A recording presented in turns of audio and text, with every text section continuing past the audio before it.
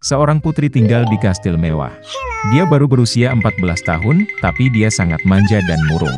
Suatu kali dia menemukan sesuatu untuk bulan April yang akan datang, dan ada bunga musim semi di pesta tahun baru.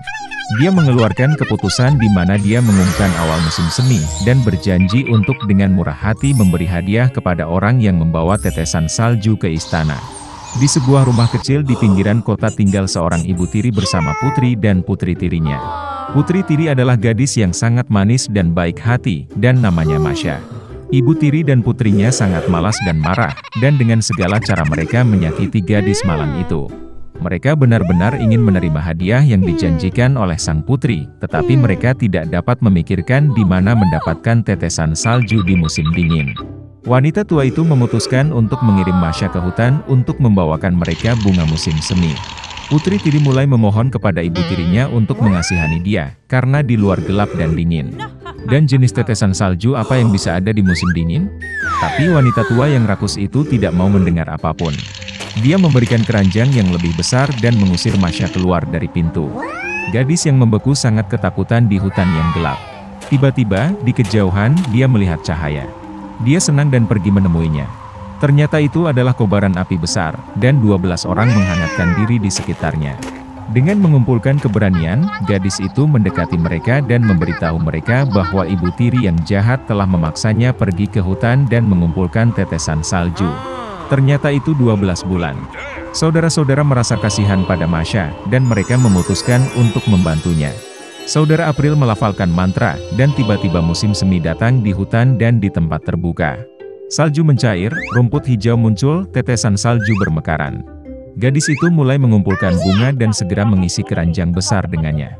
April muda sangat menyukainya, dan dia memberinya cincin ajaib. Jika masalah terjadi, dia harus dilempar ke tanah, mantra dilemparkan, dan semua 12 bulan akan datang untuk menyelamatkan. Masha berterima kasih pada mereka dan pulang. Ketika gadis itu membawa pulang tetesan salju, ibu tiri dan putrinya sangat terkejut dengan hal ini. Masha sangat lelah karena perjalanan, dan langsung tertidur lelap. Kakak tirinya curiga ada yang tidak beres. Saat gadis itu tidur, dia menemukan cincin ajaibnya, dan membawanya ke dirinya sendiri. Setelah bangun, putri tiri menemukan kehilangannya. Dia mulai memohon untuk mengembalikan cincin itu, tetapi ibu tiri dan putrinya tidak mau mendengar apapun. Mengambil sekeranjang tetesan salju, mereka bergegas ke istana kerajaan. Ada pohon tahun baru yang dihias dengan indah di istana. Tetapi perayaan yang akan datang sama sekali tidak menyenangkan putri yang berubah-ubah. Dan hanya ketika ibu tiri dan putrinya membawakannya sekeranjang tetesan salju, sang putri mengubah amarahnya menjadi belas kasihan. Ibu tiri tidak dapat menjawab dengan jelas dari mana bunga itu berasal, dan dia harus mengakui bahwa putri tirinya telah mengumpulkannya. Sang putri segera memutuskan untuk pergi ke padang rumput dengan tetesan salju. Dalam perjalanan, dia memandangi Masha yang malang, sehingga dia akan menunjukkan padanya tempat dia memetik bunga. Gadis itu berkata dia akan menunjukkannya, tetapi hanya jika cincin itu dikembalikan padanya. Dari sikap kurang ajar tersebut, sang putri marah dan membuang cincin itu. Tapi putri tiri berhasil membaca mantra. Segera angin kencang bertiup, guntur bergemuruh, dedaunan jatuh dan salju mulai turun. Orang tua Januari muncul di hadapan mereka. Dia mengundang semua orang untuk membuat satu keinginan. Karena takut, sang putri ingin berada di istana secepat mungkin. Masha membuat harapan bahwa semuanya akan kembali ke tempatnya pada waktunya. Musim dingin, di musim dingin, musim panas, di musim panas. Ibu tiri dan putrinya begitu beku sehingga mereka menginginkan mantel bulu dari bulu apapun, bahkan dari seekor anjing. Mengatakan ini, wanita rakus segera berubah menjadi anjing. Mereka diikat ke kereta luncur di mana sang putri akan pergi ke istana. Masha berterima kasih kepada saudara-saudara atas bantuan mereka. Mereka berjanji untuk mengubah ibu tiri dan putrinya kembali menjadi manusia, tetapi hanya jika mereka patuh. Berbulan-bulan memberi gadis itu kereta luncur besar yang indah, yang diikat oleh kuda lincah. Melihat mereka, sang putri meminta tumpangan ke istana. Ini adalah pertama kalinya dalam hidupnya sang putri mengucapkan kata tolong. Dan Masha dengan senang hati setuju. Tuan Gober yang pelit sudah lama tidak mencintai apapun atau siapapun kecuali uangnya sendiri. Dia tidak mengerti kegembiraan yang diberikan Natal dan Tahun Baru bagi orang lain. Karena itu, pada malam liburan, lelaki tua itu menolak membiarkan asistennya pulang kerja lebih awal yang ingin membelikan hadiah untuk putranya. Tuan Gober bahkan menolak undangan keponakannya untuk merayakan Natal bersama keluarganya, dan juga menolak untuk menyumbangkan uang untuk membantu anak-anak yang membutuhkan. Larut malam orang tua itu menutup kantornya dan pulang. Dan kemudian, di kamar tidurnya hal-hal aneh mulai terjadi. Angin bertiup dari suatu tempat, guntur bergemuruh, dan tiba-tiba hantu temannya, yang telah meninggal pada Natal lalu, muncul di hadapannya. Tuan Gober sangat takut dan tidak mengerti apa yang sedang terjadi. Roh berkata bahwa setelah kematian dia dihukum karena tidak berbuat baik dan tidak membantu orang selama hidupnya. Dia tidak ingin lelaki tua itu mengalami nasib yang sama. Jadi dia memperingatkan Gober bahwa 3 hantu lain akan segera mengunjunginya. Setelah kata-kata ini, roh itu menghilang. Orang tua itu berpura-pura tidak terjadi apa-apa. Namun tak lama kemudian, hantu seorang anak muncul di hadapannya. Tuan Gober tercengang karena itu adalah semangat tahun-tahun terakhirnya. Hantu dengan bantuan sihir memindahkan mereka ke masa lalu.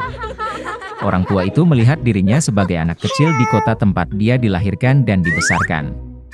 Dia sedang mendekorasi pohon Natal dan dia bersenang-senang. Kemudian Tuan Gober melihat dirinya di masa mudanya, pada hari ketika, dengan penuh kegembiraan dan harapan, dia melamar kekasihnya. Setelah itu, laki tua itu melihat dirinya menjadi dewasa. Istrinya menangis, dan dia tidak mengerti mengapa dia memutuskan untuk berpisah dengannya. Faktanya adalah bahwa Gober tidak lagi memperhatikannya, tetapi hanya memikirkan uang. Orang tua itu tidak bisa melihat dirinya sendiri dari luar, dan meminta hantu untuk mengembalikannya. Roh itu akhirnya menghilang, tetapi hantu lain muncul menggantikannya. Dia membawa Gober ke rumah asistennya pada malam Natal. Seluruh keluarga sedang duduk di meja yang buruk. Orang tua itu yakin bahwa mereka semua membencinya, tetapi dia menjadi yakin bahwa sebenarnya tidak demikian. Ajudan itu bersulang untuk kesehatan Tuan Gober, dan istrinya dengan senang hati ikut bersulang. Dan kemudian orang tua itu memperhatikan bahwa putra asistennya sakit. Gober merasa kasihan pada anak itu dan malu atas perilakunya. Kemudian hantu itu membawa lelaki tua itu ke rumah keponakannya. Seluruh keluarganya senang dengan liburan itu. Yang terpenting, mereka meninggalkan tempat duduk di meja untuk Tuan Gober. Orang tua itu tidak menyangka akan melihat ini, dia selalu berpikir bahwa seluruh keluarga membencinya. Akhirnya hantu itu menghilang, tetapi roh tahun-tahun mendatang muncul menggantikannya. Dia membawa Tuan Gober ke pemakamannya sendiri. Semua orang mengatakan bahwa menjadi lebih mudah bagi mereka ketika lelaki tua itu akhirnya meninggal. Baru kemudian dia menyadari bahwa sepanjang hidupnya dia tidak membawa kebaikan kepada siapapun. Kemudian Gober melihat asistennya membawa bunga ke kuburan putranya. Orang tua itu tidak bisa lagi melihatnya, dan meminta hantu untuk membawanya kembali. Roh ketiga menghilang, dan Gober kembali ke rumah.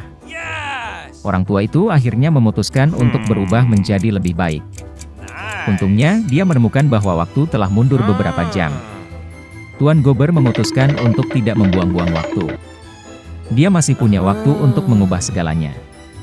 Orang tua itu sangat senang dengan kedatangan Natal. Dia mengirim kalkun paling mahal dan paling gemuk ke rumah asistennya. Gober kemudian mengirim hadiah kepada putra penolong dan menyumbangkan sejumlah besar uang untuk amal. Setelah itu, lelaki tua itu pergi merayakan Natal bersama keponakannya, di mana seluruh keluarga menyambutnya. Keesokan harinya, ketika asisten Gober datang bekerja, dia menaikkan gajinya. Untuk putranya, lelaki tua itu menjadi ayah baptis. Ten Gober memberi anak itu perawatan terbaik dan dia terus menikmati hidup sehat. Sejak itu, laki tua yang pelit itu menjadi orang yang paling baik dan paling dermawan di kota, dan telah mendapatkan cinta dan hormat universal.